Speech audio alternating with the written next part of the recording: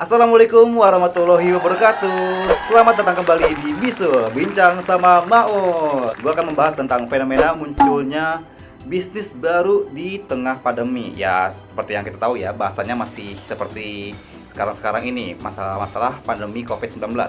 Dan diskusinya kali ini akan bersama mahasiswa dari sebuah perguruan tinggi di daerah Bogor, ya sebut saja IPB. Beliau ini dari jurusan agribisnis, namanya adalah Haris Hidayat. Nah, nggak tanggung-tanggung nih, Haris Hidayat ini punya segudang prestasi, yaitu ini dia. Haris ini sudah sangat mumpuni deh tentang bisnis. Langsung saja kita bincang-bincang dengan Haris Hidayat.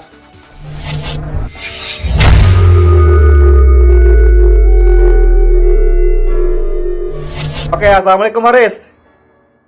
Waalaikumsalam, Ma'o. Gimana Haris? Sehat kan? Pasti sehat ya? Alhamdulillah.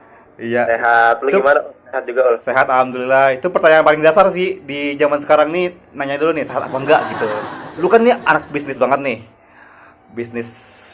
Terus sekarang tuh kelihatan kan karena pandemi ini, sama-sama lah kita tahu kalau orang-orang tuh jadi nggak bisa bekerja secara langsung gitu. Terus banyak hal-hal tentang pekerjaan di luar sana, dan jadinya banyak juga bisnis-bisnis online ya biasanya yang bermunculan nih. Lu memandangnya seperti apa? Ya, sebenarnya ini yang ngebuat kenapa manusia masih bisa bertahan sampai saat ini ya, dari bumi lahir sampai sekarang, karena memang manusia itu adaptif kan. Nah, menurut gue ini sebuah tren sih, sebuah tren yang menurut gue sangat bagus. Dimana kan banyak orang yang kena PHK juga, Ul. Banyak orang yang kena PHK. PHK ya. Masih tetap kan, kebutuhan masih tetap. Makanya dia mencari sumber baru untuk pemasukan dia, ya salah satunya dengan jualan atau menjadi seorang entrepreneur gitu, Ul. Ya, sesuatu yang lumrah terjadi pada saat ini. Iya juga sih, karena memang karena PHK otomatis orang-orang tuh harus putar otak ya, bagaimana cara mereka untuk bisa tetap bertahan hidup gitu ya. Yes, benar banget, Ul. Terus tapi kalau misalnya dilihat-lihat dengan munculnya bisnis baru ini ada berdampak banget gak sih dengan misalnya pemenuhan kebutuhan di pasar gitu? Apakah dengan banyaknya bisnis ini jadi banyak juga persaingan dan permintaan yang pas dengan penawaran? Oke, iya sebenarnya mah tergantung dari jenis barang apa yang dia jual sebenarnya, Ul. Yeah. Pasti makin orang butuh sesuatu dan seorang pebisnis melihat hal tersebut, dia langsung masuk ke dalam bisnis itu kan. Dia semakin banyak orang yang masuk bisnis itu, ya menurut persaingan mah pasti ada, Ul. Persaingan pasti ada. Jadi ya memang harus pintar-pintar sih bagaimana cara maintenance bisnisnya agar dia tetap stay di bisnis itu gitu. Iya ya. Lu ketawa sih. Kayaknya kata-katanya harus dipilih formal gitu ya. Iya. Otomatis ya jadinya ya. Iya, otomatis. Nah, tapi kan ya persaingan sih memang pasti ada, dan tadi benar juga penjelasannya. Cuman kadang tuh kalau gue pribadi berpikiran gitu, emangnya masing-masing orang tuh punya kemampuan untuk bisnis gitu. Apakah bisnisnya itu akan bertahan atau bagaimana jadinya? Ya, sebenarnya ini masuk ke tips umum buat pebisnis sih. Jadi untuk seorang pebisnis, yang pertama udah langsung mulai aja dulu. Just do it kan, mulai aja dulu. Setelah itu, selagi berjalan, learning by doing. Jadi mulai mencari tuh informasi-informasi, maintenance bisnis itu seperti apa. Terus cara bisnis itu seperti apa, apakah produknya sesuai dengan yang dibutuhkan oleh konsumen. Jadi ya dengan hal tersebut by learning by doing, kapasitas pun lama-lama naik juga, Ul, sebenarnya bagi seorang pebisnis kayak gitu. Yang penting pertama-tama mulai aja dulu buat melakukan bisnis. Yang penting mulai dulu, terus jalan aja, nanti selama perjalanan tuh tetap belajar ya. Ya. Sekarang gitu, kebanyakan orang kalau udah mulai bisnis, terus dia ngerasa gua udah cukup lah buat ngejalanin bisnis gitu. Padahal secara ilmu kan, apalagi orang yang baru itu gimana ya, pasti kurang lah, masih harus butuh banyak informasi tentang bisnis itu. Jadi sangat disayangkan kalau cuman mulai doang, nggak belajar. Gitu. Oh iya juga ya. Oh iya juga ya. Iya, Oh iya juga ya. Iya, iya sayang banget. Itu pemirsanya Maul. Aduh, namanya juga masih belajar guys bikin konten. Gue pengen nanya nih. Kita kan misalnya udah terjun bisnis nih. Terjun bisnis dan tapi kayak masih bingung gitu. Ini pasarnya gimana sih? Maksudnya kayak mungkin kita bisa ke teman-teman kita, tapi rasanya kan nggak cukup kan ke teman-teman kita aja gitu. Gimana caranya biar bisa memperluas pasar kita gitu? Oke. Sebenarnya gini, dengan adanya media sosial itu sangat membantu seorang pebisnis untuk memasarkan bisnisnya. Jadi seorang pebisnis nggak perlu punya tempat, nggak perlu punya toko, mulai aja dari rumahnya kan. Nah, untuk cara memasarkan bisnis banyak, bisa lewat Instagram kan, yang paling sering tuh banyak orang jualan kan, Instagram atau Facebook. Kalau Twitter nggak tahu dah, gue belum pernah jualan di Twitter sih, paling di Facebook atau di Instagram gitu. Mungkin Twitter juga bisa sih buat pemasaran ya. Untuk bisa juga ya. Iya. Jadi nge-tweet produk dia ya Ul ya. Oh iya bisa. Paling bisa gunakan Instagram lah. Instagram yang paling sering kan. Itu emang ngebantu banget sih pasarkan. Iya. Karena kayak emang sekarang yang toolsnya yang paling apa sih namanya, yang paling di banyak orang menggunakannya tuh Instagram ya. Dan kalau Instagram kan bisa langsung mencantumkan kontaknya.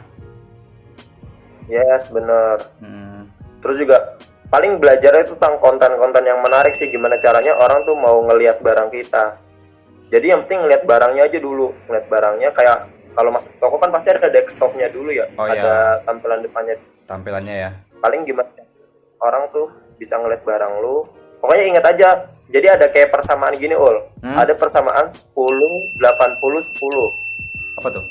10% dari yang lihat barang lu, itu pasti nggak bakal beli barang lu. Nah, itu pasti nggak beli. 80% itu dia masih mikir-mikir beli barangnya nggak ya. Nah, 10% terakhir itu udah pasti beli barang lu. Gitu. Jadi dengan misalnya nih, kita ngebuat konten di Instagram, itu kan cara kita memasarkan barang kita kan. Yang ngelihat itu 1000 orang. Pasti 100 orang pertama itu nggak bakal beli barang lu. 800-nya itu bakal mikir-mikir, 100% itu 100-nya lagi itu kemungkinan bakal beli barang lu. Gitu. Jadi sabar aja emang kalau lagi jualan. Oh, itu udah ada ininya ya, udah ada perhitungannya ya. Baru tau gue tuh. Ya, 10 kurang lebih 80 modelnya. Itu tuh tapi dengan model seperti itu untuk lebih fokus ke bagaimana kita bisa memasarkan produknya ya. Ya benar, dan juga melatih sabar sih Ul, kan kebanyakan kan kalau orang jualan sehari 2 hari nggak ada yang beli. Udahlah gue nggak usah jualan lagi gitu. Padahal kan siapa tahu memang 10% orang yang beli itu emang belum datang ke ngelihat produk lu sebenarnya. Itu juga sebagai patokan sih gimana caranya lu bisa barang itu bisa dilihat sama orang banyak gitu. Jadi kan semakin sering dilihat barangnya berarti kemungkinan besar semakin banyak orang yang mau beli barang. Oke. Jadi yang mesti bagaimana kita memasarkannya dulu ya. Memasarkannya dan ketika apa sih namanya? Ketika kita memasarkan belum ada yang beli ya udah tunggu aja dulu, kan masih proses pemasaran kan, siapa tahu orang yang udah ngelihat besok-besok tertarik dengan bagaimana kita memasarkan produk kita, baru dibeli, baru dia jadi konsumen kita. Ya enggak? Emang harus sabar sih. Harus sabar ya. Pokoknya jangan menyerah di awal-awal ya buat bisnis. Konten yang sangat bermanfaat. Waduh, thank you. Kalau dilihat sekarang tuh kayak banyak kan tentang ini ya, guys. Itu gak sih? Paling masker, terus makanan gak sih? Karena orang-orang kayak susah keluar kan buat makan di tempat kan. Jadi inovasinya di makanan gitu. Kalau yang lo tahu sendiri, ada lagi nggak yang lain bisnis-bisnis yang biasanya yang paling banyak saat ini? Oh ya, sebenarnya kan yang paling banyak itu pasti kebutuhan pokok dan juga sekunder. Kayak kemarin kan sampai buka mall aja itu banyak orang yang beli kan. Ya Oh nggak sih? iya. Padahal kan itu masih PSBB kan. Padahal masih PSP tapi udah pada serbu ya. Padahal itu kebutuhan sekunder, misalnya baju dan sebagainya. Tapi emang ngelihat secara bisnis, di situ banyak juga permintaan, karena kan permintaan dia kan terhambat ya dengan dia nggak boleh keluar dan sebagainya. Jadi memang permintaannya cukup tinggi di sana, sekunder. Dan mungkin masih banyak lagi sih sebenarnya ya. Sebenarnya banyak ya. Kayak sebenarnya banyak banget kebutuhan-kebutuhan. Mungkin sekarang kebanyakan online kan ya ya. Kayak iya, kayak misalnya Shopee, mungkin traffic sekarang itu lebih naik. Itu kan secara kebutuhan, padahal kebutuhannya banyak gitu. Tapi kayak kemarin karena lebaran juga jadinya orang lebih cari itu juga ya, kayak pakaian-pakaian baru. Mungkin Bener. itu daster atau baju muslim. Ya kan? Iya bener. Ya sih. Oh ya, dan emang selain makanan, biasanya juga yang online ini banyak kan yang seputar pakaian lah ya. Entah itu scarf atau kerudung. Benar. Aksesoris ya. Nah, bisa banget tuh yang nonton kontennya Maul langsung mulai bisnis tuh. Langsung mulai kerudung. Kita lihat nih pasar yang lagi rame apa, langsung wah ini rame nih, jual itu gitu kan. Sebenarnya gini ada sebuah trik sebenarnya. Ada trik nih. Oh, apa tuh? Kan karena kita pakai apa ya, internet atau big data gitu. Sebenarnya Google tuh udah menyediakan. Jadi cukup buka aja Google Trend. Kita Google bisa Trend? tahu tuh tren. Namanya Google Trend. Oh, ada Google tuh. Trend. Teman-teman bisa ngeliat tuh tren sekarang yang dibutuhin sama masyarakat tuh apa. Nah, itu bisa banget bisa menjadi sebuah informasi peluang bisnis sebenarnya dari sana. Google Trend ya, ibarat tahu gua. Google Trend. Itu jarang orang yang tahu. Kalau nggak mau gali informasi ya, itu jarang banget yang tahu. Oh iya juga sih. Gua pun baru tahu ini. Iya. Wah, apa gua bisnis juga ya? Paul kan dulu pebisnis tahu. Apaan? Gua cuma bisnis pulsa doang. Paling pulsa. Sama Beng-beng. snack. Ya beng-beng lu. Gua jajain ke kelas-kelas. Beng-bengnya dong. 5.000. 2 berapa waktu itu? 3.000 apa?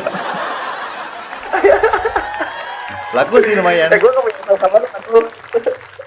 Nggak tahu, kalaupun masih ada, udahlah nggak apa-apa, gue ikhlas. Paling itu ya kesimpulan yang gue dapatkan dari ini ya, masa dengan bisnis di tengah-tengah pandemi ini, ya mungkin sesaat lagi juga pandemi bakal kelar juga sih, insya Allah ya. Entah mungkin pandeminya yang kelar atau PSBB-nya yang kelar, tapi ya masih nggak ada salahnya buat mulai bisnis. Dan mulai bisnis tuh yang pertama tadi bener tuh, langsung mulai tanpa ragu, terjun aja dulu. Yang penting bisnisnya memang bisnisnya benar, dan kita juga bisa melihat peluangnya ya, apa yang lagi rame itu bisa kita ikut berbisnis di sana, dan bagaimana dengan cara kita memasarkan juga. Betul. Nah, dan terakhir nih, kalau menurut lu sendiri, bisnis yang dimulai saat pandemi ini, orang-orang berpikiran bagus juga kan kalau misalnya bisnisnya dipertahankan. Nah, bagaimana caranya biar bisa bisnis ini bertahan gitu, nggak cuma pas sekarang aja tapi untuk ke depannya gitu.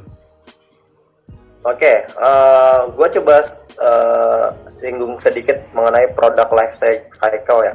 Jadi apa? memang Life product life cycle PLC. Oh iya.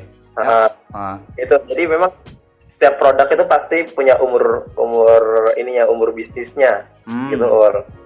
Memang gimana caranya kalau jadi ini sebenarnya kan bisnis kayak masker, hand sanitizer itu mungkin bisnis tren untuk saat ini, banyak orang yang minta, ya udah dijual. Tapi kita harus ingat kalau tren itu pasti suatu saat itu bakal selesai bisnisnya, dan itu biasanya relatif lebih pendek bisnisnya. Jadi ada tren, ada gap market, sama satu lagi itu problem solving. Ya kita ngomongin tren, jadi memang secara umur bisnisnya pasti lebih pendek. Nah, gimana caranya? Dengan adanya inovasi terhadap produk tersebut. Misalkan maskernya kan polos belinya. Nah, sekarang kan udah mulai muncul masker yang disesuaikan sama style dia, sama fashionnya. Biasanya samain sama kerudung, ada motif dan lain sebagainya. Nah, itu memperpanjang umur bisnisnya. Tuh. Jadi memang untuk memperpanjang umur bisnis, poinnya adalah inovasi dari produk tersebut. Gitu inovasi dari produk ya. Inovasi produk. Biar memperpanjang umur bisnisnya. Buat teman-teman yang mulai bisnis, jangan lupa mikirin inovasinya ya. Oke. Inovasi itu penting biar produknya bisa tetap bertahan ya di pasaran. Betul. Masih bisa tetap bertahan di pasaran. Oke deh. Sip. Itu dia tadi perbincangan gua bersama Karis ya tentang tren munculnya bisnis baru di tengah masa pandemi seperti sekarang ini. Semoga diskusi ini bisa bermanfaat buat yang menjalankan bisnis. Semoga lancar dan sukses selalu. Semoga bisnisnya selalu lancar jaya ke depan. Oh ya, bahasan gua sama Karis ini belum selesai karena nanti bakal ada bisu lagi bersama Karis yang ngebahas tips buat teman-teman mahasiswa dan teman-teman pelajar juga bisa yang mau memulai bisnis baik di sekolah ataupun di kampus di tempat perkuliahannya ya. Sekali lagi terima kasih buat teman-teman yang sudah menonton video ini sampai habis. Jangan lupa untuk like, comment, share, dan subscribe biar selalu ikut dan update video terbaru dari Maul. Sampai jumpa di video selanjutnya. Wassalamualaikum warahmatullahi wabarakatuh.